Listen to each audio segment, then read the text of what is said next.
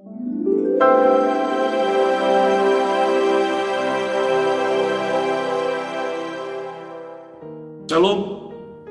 Bapak, Ibu, Saudara terkasih di dalam nama Tuhan Yesus Kristus.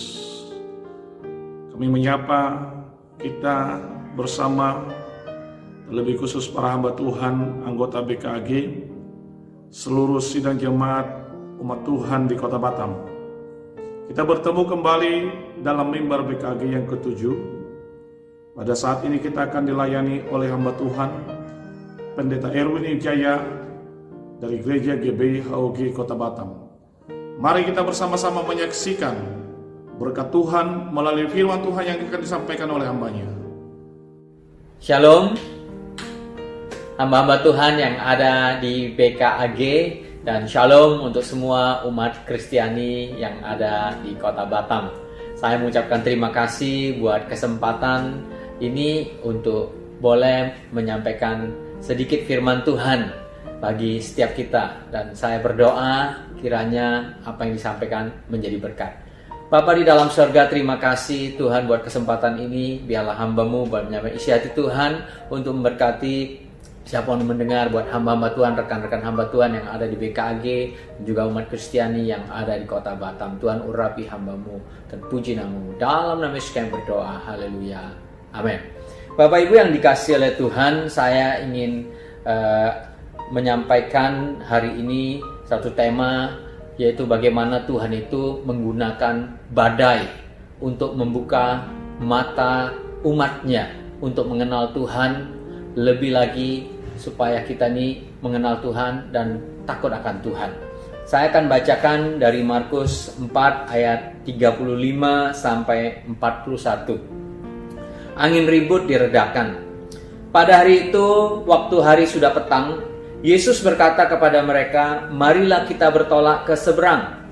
Mereka meninggalkan orang banyak itu, lalu bertolak dan membawa Yesus beserta dengan mereka dalam perahu di mana Yesus telah duduk, dan perahu-perahu lain juga menyertai Dia. Lalu mengamuklah taufan yang sangat dahsyat, dan ombak menyembur masuk ke dalam perahu, sehingga perahu itu mulai penuh dengan air. Pada waktu itu Yesus sedang tidur di buritan di sebuah tilam. Maka murid-muridnya membangunkan Dia dan berkata kepadanya, "Guru, Engkau tidak peduli kalau kita binasa?"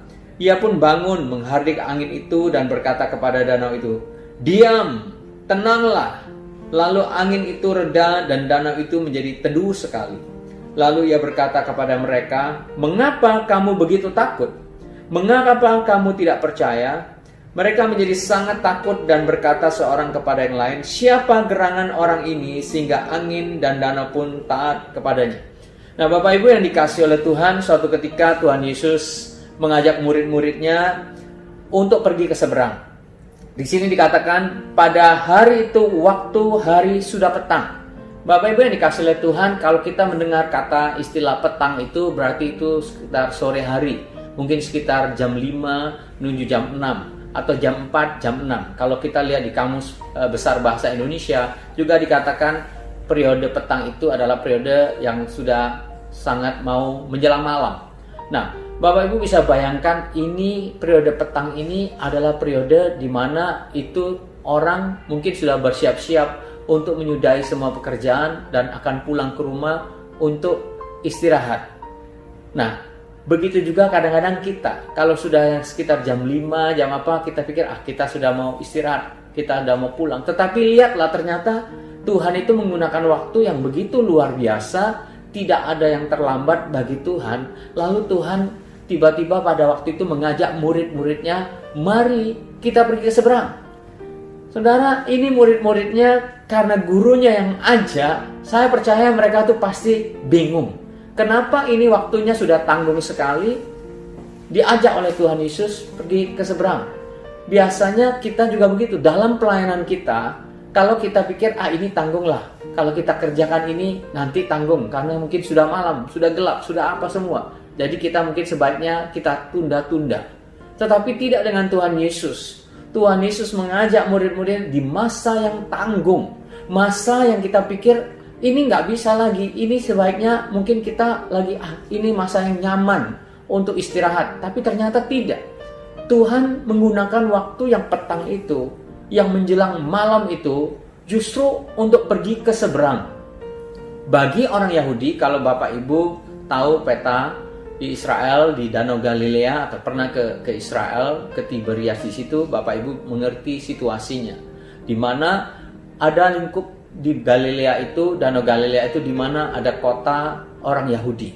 Yang namanya seberang, Alkitab bilang dalam bahasa Inggrisnya the other side, sisi yang lain. Di mana the other side itu adalah sisi di mana orang-orang, dikatakan orang-orang yang tidak bersunat, orang-orang di luar Yahudi. Sementara orang Yahudi itu punya komunitas yang sangat kuat sekali. Mereka orang bersunat, mereka tidak makan babi dan sebagainya. Tetapi orang di seberang itu, saudara lihat, adalah sisi yang lain. Sisi yang lain di mana mereka nggak pernah pergi sebelumnya. Tetapi karena gurunya yang mengajak mereka, oleh karena Yesus yang mengajak mereka, oleh karena ketaatan, mereka mungkin dengan berat hati, mungkin mereka dengan penuh pertanyaan, mereka akhirnya karena ketaatan mereka ikut. Nah, begitu juga dengan kita. Sebagai hamba Tuhan, kita memang diharuskan untuk taat kepada guru agung kita, pemimpin agung kita, rabi agung kita, Tuhan Yesus. Jadi kemanapun Tuhan utus, ya kita harus ikut. Tetapi kan sebagai murid, seringkali kita tidak tahu bagaimana cara Tuhan itu mendidik kita. Nah, Bapak Ibu tahu ke seberang ke tempat ini, lalu kemudian waktu mereka ke seberang, ayat 36, mereka meninggalkan orang banyak itu lalu bertolak dan membawa Yesus beserta dengan mereka dalam perahu di mana Yesus telah duduk dan perahu-perahu lain juga menyertai dia. Mereka ikut, mereka keluar dari keramaian, mereka mengikuti guru mereka. Lalu waktu mereka naik di kapal, Bapak Ibu, lalu mungkin mereka persilakan, oke Tuhan Yesus, ini aku yang kendalikan kapal ini, perahu ini. Tuhan silakan tidur. Nah, mungkin kemudian ayat 37, lalu mengamuklah taufan yang sangat dahsyat dan ombak menyembur masuk ke dalam perahu sehingga perahu itu mulai penuh dengan air. Bapak Ibu yang dikasih oleh Tuhan, mereka itu mungkin nggak pernah berpikir bahwa ternyata waktu mereka jalan, mereka suruh Yesus, kamu mungkin istirahat aja, kamu mungkin letih, kami yang ambil alih perahu ini. Dan mereka nggak tahu tiba-tiba di depan itu dikatakan mengamuklah taufan yang sangat dahsyat. Saudara, kalau mengamuklah taufan, ya kita bayangkan taufan. Tapi kalau ada tambahan sangat dahsyat, berarti itu suatu keadaan yang betul-betul sangat genting sekali. Suatu keadaan yang betul-betul mengerikan. Dan mereka nggak pernah berpikir kalau bersama dengan Tuhan, Tuhan ada bersama mereka, mereka akan menghadapi situasi yang seperti itu. Nah, bukankah ini juga cerita seperti kehidupan kita? Kita sebagai hamba-hamba Tuhan, apalagi kita sebagai gembala, kita mengikut Tuhan, kita punya bos yang luar biasa, Tuhan menempatkan kita. Kita tentu percaya Tuhan betul-betul menyertai kita. Kita nggak pernah berpikiran kalau ternyata di dalam perjalanannya Tuhan izinkan badai itu datang, dan ini badai yang besar yang menghantam, badai yang betul-betul mengamuk. Bapak Ibu yang dikasih oleh Tuhan, lihatlah apa yang terjadi. Bapak Ibu, hari-hari ini bukannya waktu pertama kali awal tahun, kita masih tahun baru, kita sudah dengar bagaimana virus Corona ini, COVID-19 ini menghantam Wuhan, China. Lalu kita berpikir, saya juga berpikir, itu masih di China, masih jauh, kayaknya itu jauh dari kita. Nggak menyangka setelah itu, Januari, Februari, mulai bulan Maret, pertengahan virus tentang COVID ini begitu gencarnya bahkan sampai hari ini. Dan itu menjadi suatu badai yang sangat besar. Badai yang menghantam bukan cuma dunia ini, tetapi di dalam dunia ini termasuk juga gereja-gereja Tuhan, termasuk juga saudara dan saya. Setiap kita ini sekarang sedang menghadapi badai yang namanya COVID-19, badai yang menyebabkan kita ini dalam keadaan yang sulit. Nah, kita nggak tahu, bahkan bukan cuma krisis kesehatan, tetapi juga krisis ekonomi yang akan ada di depan. Dan mungkin setiap gereja, saya percaya gereja dimanapun tidak ada yang kebal, semua kena daripada dampak daripada badai COVID-19 ini. Tapi Bapak Ibu lihat apa yang terjadi. Waktu dikatakan lalu mengamuklah taufan yang sangat dahsyat, dan ombak menyembur masuk ke dalam perahu sehingga perahu itu mulai penuh dengan air. Pada waktu itu Yesus sedang tidur di buritan di sebuah tilam. Maka murid-muridnya membangunkan dia dan berkata kepadanya, "Guru, engkau tidak peduli kalau kita binasa." Bapak Ibu yang dikasihi oleh Tuhan, dalam keadaan yang begitu mungkin mengerikan, Alkitab katakan Yesus tertidur di buritan kapal. Bagi Tuhan tidak ada yang mustahil, saudara. Tetapi saudara lihat bagaimana reaksi murid-muridnya. Murid-muridnya bereaksi melihat keadaan kapal yang hampir tenggelam, tapi seolah-olah Tuhan itu tidak peduli. Di sini dikatakan, "Guru, engkau tidak peduli kalau kita binasa." Bukankah ini seringkali juga bicara kepada kita, bahkan dalam keadaan yang sulit, kita pikir kayaknya Tuhan itu nggak peduli. Dalam kita mulai biasa, tetapi karena badainya begitu besar, saudara, itu menimbulkan suatu kekhawatiran yang sangat besar. Waduh, nanti bagaimana nih gereja? Bagaimana nih keuangan gereja? Bagaimana nih jemaat? Ini nggak ibadah berbulan-bulan. Karena badainya besar. Dan dikatakan kapal itu penuh dengan air. Artinya sudah mungkin dalam pikiran mereka kapal ini akan tenggelam. Tapi di mana Tuhan? Bukankah kita sering bilang Tuhan baik, Tuhan itu, tetapi sekarang dalam keadaan susah seperti ini, di manakah kira-kira Tuhan itu ada? Nah, sama persis seperti murid-murid Tuhan Yesus, mereka membangunkan Tuhan, "Tuhan, kamu nggak peduli." Ada banyak juga, bukan cuma juga bicara soal hamba Tuhan. Kalau kita aja sebagai hamba Tuhan bisa khawatir, mungkin bisa, "Tuhan, di mana kamu Tuhan? Gereja dalam keadaan yang begini susah." Wah, ada mungkin bukan cuma masalah COVID, tapi mungkin masalah demo, masalah segala sesuatunya yang membuat kita tuh menjadi goncang, saudara. Dan kita pikir, "Tuhan, bukankah kamu yang ngajak kami yang naik ke kapal ini?" Tetapi Tuhan, kenapa hal ini terjadi? Tetapi saudara lihat, Tuhan izinkan itu terjadi. Bahkan Tuhan seolah-olah sepertinya tidak peduli. Karena mungkin juga kita yang sok pintar, kita yang ambil alih kapal, mungkin kita yang pikir kita ngerti kalau soal bisnis, soal pelayanan, mungkin kita bidangnya lah. Jadi mungkin ya kita lakukan ya berdasarkan pemikiran kita sendiri. Tetapi kita nggak pernah tahu waktu badai itu datang. Waktu badai itu datang, iman murid-muridnya itu goncang. Lalu mereka membangunkan Tuhan Yesus. Alkitab bilang ayat 39, "Ia pun bangun, menghardik angin itu dan berkata kepada danau itu, 'Diam, tenanglah.' Lalu angin itu reda dan danau itu menjadi teduh sekali." Saudara lihat bagaimana Tuhan itu adalah Tuhan penguasa langit dan bumi, bukan cuma penguasa, Dia menciptakan langit dan bumi.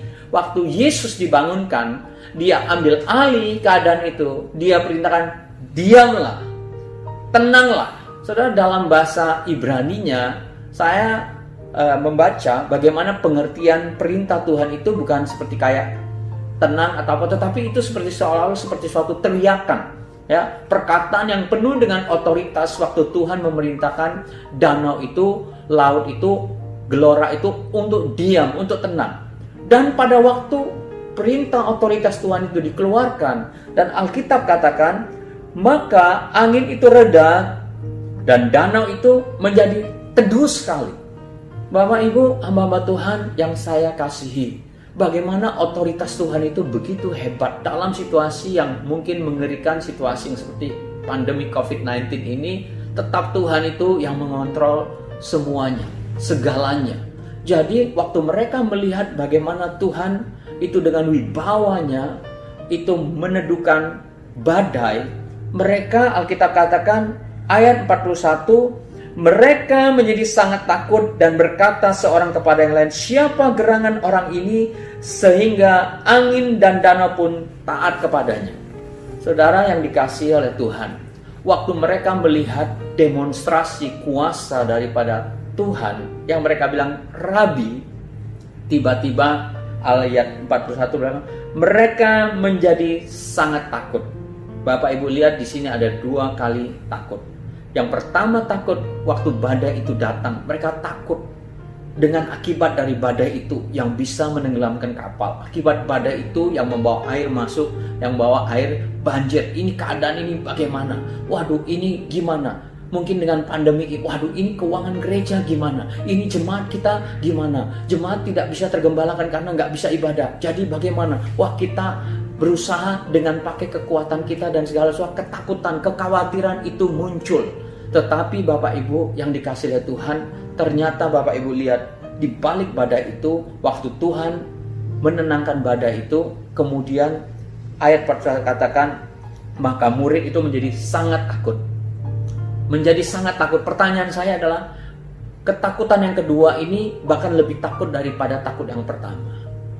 Yang takut yang pertama ternyata waktu fokus mereka adalah problem. Waktu fokus mereka adalah badai itu sendiri. Mereka kehilangan fokus kepada siapa Tuhan mereka. Tuhan yang mengajak mereka. Tetapi mereka menjadi sangat takut karena fokusnya adalah pandemik itu. Fokusnya adalah problem yang terjadi. Tetapi ketakutan yang kedua sangat takut.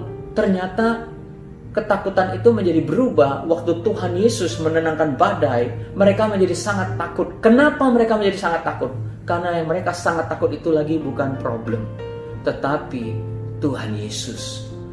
Fokus mereka sekarang mengalami perubahan. Badai itu mengubah mereka untuk memfokuskan diri mereka kepada Tuhan. Waktu mereka memfokuskan kepada Tuhan, dikatakan mata mereka terbuka, mata mereka tercelik, pengertian yang baru itu mengalir, level iman mereka itu berubah. Dari ketakutan terhadap badai itu sekarang berubah menjadi ketakutan akan Tuhan. Pertanyaannya, kenapa? Bapak Ibu, bukankah mereka panggil Yesus itu guru? Mungkin sebelum naik kapal pun mereka sudah lihat mujizat. Tetapi pengertian mereka, pengenalan mereka kepada Tuhan belum dalam. Waktu badai itu datang, pengenalan akan Tuhan semakin dalam tentang siapa Tuhan Yesus. Kenapa? Karena ingatan mereka kepada Tuhan di perjanjian lama. Orang Yahudi itu kan kita tahu mereka tuh sangat pintar-pintar karena dilatih dari kecil masa muda mereka. Mereka itu biasa menghafalkan kitab Mazmur. Jadi setiap orang Yahudi mereka itu mengerti Mazmur. Dan di Mazmur itu ternyata Mazmur 127 Mazmur 107 ayat yang 28 saya bacakan. Maka berseru-serulah mereka kepada Tuhan dalam kesesakan mereka, dan dikeluarkannya mereka dari kecemasan mereka. Dibuatnyalah badai itu diam sehingga gelombang-gelombangnya tenang. Kalau Bapak Ibu baca dalam Alkitab dikatakan dibuatlah ayat 28-nya, maka berseru-serulah mereka kepada Tuhan. Tuhannya itu T besar, U besar, H besar, A besar, N besar. Tuhan yang artinya adalah Jehovah, Yod-He-Vav-He. Bagi orang Yahudi, saking mereka sangat menghormati Tuhan, saking mereka begitu takutnya sama Tuhan, mereka hormat sama Tuhan, sehingga menyebutkan nama Tuhan itu Jehovah itu mereka nggak berani. Mereka sampai singkat Yod-He-Vav-He, lalu bacanya menjadi Adonai. Begitu hormatnya mereka. Dikatakan bahwa Adonai meneduhkan semua badai. Waktu mereka melihat bagaimana Yesus, Tuhan, Rabi yang meneduhkan badai, tiba-tiba mereka ingat dengan Allah di perjanjian lama yang tiba-tiba nyambung. Wah, ini Jehovah yang mereka pengenalannya selama ini mungkin belum sedalam itu. Waktu mereka lihat Tuhan menenangkan badai, tiba-tiba kesadaran mereka tentang Tuhan begitu luar biasa. Rasa hormat itulah yang menimbulkan mereka menjadi sangat takut. Tapi sangat takut ini bukan lagi dengan badai, tetapi sangat takut ini rasa mereka berubah melihat Tuhan mereka yang begitu dahsyat, begitu luar biasa. Yang ketakutan yang kedua adalah the fear of God. Rasa hormat yang mendalam terhadap Tuhan yang begitu hebat. Rasa hormat yang mendalam kepada Tuhan yang dahsyat. Bapak Ibu yang dikasih oleh Tuhan, bahkan Bapak Ibu kalau baca di ayat berikutnya, itu Markus 5. Mengapa Tuhan ke seberang? Seberang itu siapa?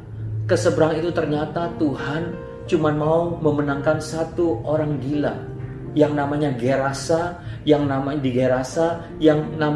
dirasuki oleh legion, di mana untuk satu jiwa di hari yang petang itu Tuhan tuh bawa murid-muridnya sampai murid-muridnya dilatih untuk lewatin badai, lalu kemudian sampai di seberang cuma selamatkan satu jiwa orang yang dianggap tidak berguna sama sekali. Tapi bagi Tuhan jiwa itu sangat berharga. Jiwa itu yang dimenangkan dengan ditukar dengan 2000 babi yang terjun pada waktu itu. Dan orang itu setelah disembuhkan, satu kampung itu kaget lihat dia. Dan orang yang disembuhkan Gerasa itu mau ikut Yesus. Yesus bilang, jangan, kamu beritakan Injil, kasih tahu, saksikan apa yang kamu alami. Lalu kemudian Yesus naik ke kapal untuk pulang. Saudara lihat kah? Tuhan Yesus, Tuhan Yesus mengizinkan badai terjadi karena Tuhan punya rancangan yang luar biasa. Karena satu jiwa yang Tuhan mau selamatkan, tetapi harganya mahal. Tetapi murid-muridnya Tuhan mau kasih lihat tentang pelayanan yang sejati, tentang siapa Tuhan Yesus itu, tentang berharganya jiwa-jiwa, sehingga murid-muridnya harus mengalami the fear of God, takut akan Tuhan. Bapak Ibu yang dikasih oleh Tuhan, ini loh yang harus kita perhatikan. Jangan-jangan hari-hari ini banyak kita hamba-hamba Tuhan yang tidak takut sama Tuhan. Rasa hormat kita sama Tuhan sudah berkurang. Itulah yang membuat kita pelayanan berbeda, dengan keseharian kita berbeda, dengan waktu kumpul sama pendeta kita berbeda. Dalam pelayanan mungkin kita mulai menjaga, kita punya image di hadapan jemaat, menjaga penampilan kita, menjaga semuanya, kita jaga image kita sebagai seorang hamba Tuhan yang dihormati. Jadi kita jaga, tetapi waktu kita di luar gereja, waktu kita sesama dengan hamba Tuhan, mungkin saudara kita menjadi orang yang berbeda. Kita menjadi orang memakai topeng. Karena rasa takut sama Tuhan itu hilang dalam hidup kita. Sehingga kita menjadi orang yang seenaknya, yang tidak ketahuan karena kita sudah kekurangan, tidak mengalami atau tidak merasakan begitu besarnya Tuhan. Hormat pada Tuhan itu sudah berkurang dalam rumah Tuhan. Makanya Tuhan izinkan badai. Hari-hari ini Bapak Ibu yang dikasih oleh Tuhan, Tuhan izinkan badai untuk menghantam. Bapak Ibu tahu beberapa bulan yang lalu gereja saya, House of Glory, GB Windsor Square, kami mengalami COVID-19. 50 orang di dalamnya. Tapi puji Tuhan semuanya itu sehat dan disembuhkan oleh Tuhan. Tetapi dalam 50 itu ada di dalamnya bayi kembar umur 1 tahun, orang tua usia 68 tahun yang ada sakit penyakitnya. Lalu diaken saya yang punya sakit jantung, yang sebelum COVID aja sudah sakit jantung, yang harusnya, lalu ada berapa lagi yang punya penyakit bawaan yang harusnya tidak bisa bertahan di dalam COVID ini. Tapi karena kemurahan Tuhan, mereka disembuhkan. Tetapi kebanyakan dari yang COVID ini semua hamba-hamba Tuhan, semua staf saya. Waktu kami mengalami ini, saya itu nangis seharian. Waktu puncak-puncaknya dalam satu hari bisa puluhan orang saya dapat kabar. Saya nangis seharian sama istri. Dalam nangis itulah Roh Kudus itu luar biasa. Dia bukakan apa yang terjadi. Dan saya tahu Tuhan ampuni. Saya sebagai gembala, saya tahu Tuhan lagi bukakan. Waktu saya mengerti bahwa kami ini lagi dibersihkan oleh Tuhan. Kantong kulit yang lama mau Tuhan ganti. Dan saya mengerti ternyata dalam pelayanan kurangnya rasa hormat sama Tuhan, kurangnya takut akan Tuhan. Pelayanan menjadi pelayanan yang biasa-biasa saja. Semuanya oleh karena memang harus melayani, tapi rasa hormat sama Tuhan sudah berkurang. Dan itu dimulai dari saya sebagai gembala. Dan saya nangis di hadapan Tuhan, saya minta ampun Tuhan, ampuni Tuhan. Saya cuma minta Tuhan klaster ini boleh besar, tapi nggak boleh ada yang mati. Dan Tuhan mendengarkan doa itu. Satu persatu setelah kami bertobat, kami sungguh-sungguh Tuhan, kami bertobat. Saya sampaikan kepada saya punya staf semuanya, ini loh yang Tuhan lagi kerjakan. Kantong kulit kita yang lama Tuhan mau buang. Kita ini betul-betul takut Tuhan harus tambahkan. Saya ceritakan sama penatua-penatua gereja sampai pengerja, saya bagikan kepada mereka. Dan saya cuma satu rindu, Bapak Ibu, takut akan Tuhan itu mengalir. Ini yang Tuhan lagi singkapkan. Makanya Bapak Ibu yang dikasih oleh Tuhan, kita ini gak bisa sombong. Oh kita hamba Tuhan gak bisa kena COVID, kita firman, kita apa semua. Siapa bilang? Ada banyak hamba Tuhan yang kena COVID. Dan itu bukan aib. Bisa jadi memang itu hal yang biasa seperti flu. Tapi mungkin siapa tahu juga itu juga berupa ajaran Tuhan. itu bisa juga peperangan rohani.